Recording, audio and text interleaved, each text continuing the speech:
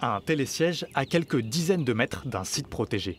Si le projet était validé, l'installation pourrait relier le col de Porte et le Charmençon. Objectif, désengorger le parking du sommet, parfois surchargé.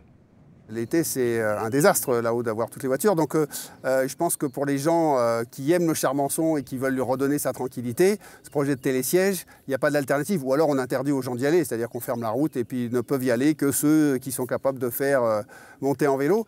Mais cet élu local s'inquiète des conséquences écologiques du projet. Emmener par exemple 500 personnes par jour sur le site tout au long de l'année, y compris l'hiver, peut créer des problématiques sur un milieu qui est déjà fragile, qui est classé Natura 2000. Des opposants au télésiège ont lancé une pétition en ligne pour alerter l'opinion. Ils militent pour des solutions alternatives.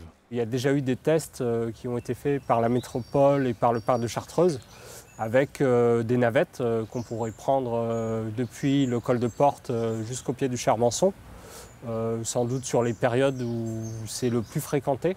C'est le président du SMAG lui-même qui a émis cette idée de télésiège. Aujourd'hui, il se veut rassurant. C'est aux études de faisabilité de regarder les différents types de milieux, les impacts que cela peut avoir et donc de décider ce qui peut être faisable ou non parce que évidemment on respecte toujours la réglementation.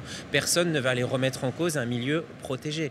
L'idée n'est pas d'arriver au sommet du Charmençon ou au niveau de l'auberge, mais de bien s'arrêter en amont à l'entrée de la prairie, qui n'est donc pas une zone qui est aujourd'hui sous protection. Avant toute construction, une étude de faisabilité doit être réalisée. Elle devrait durer 1 an.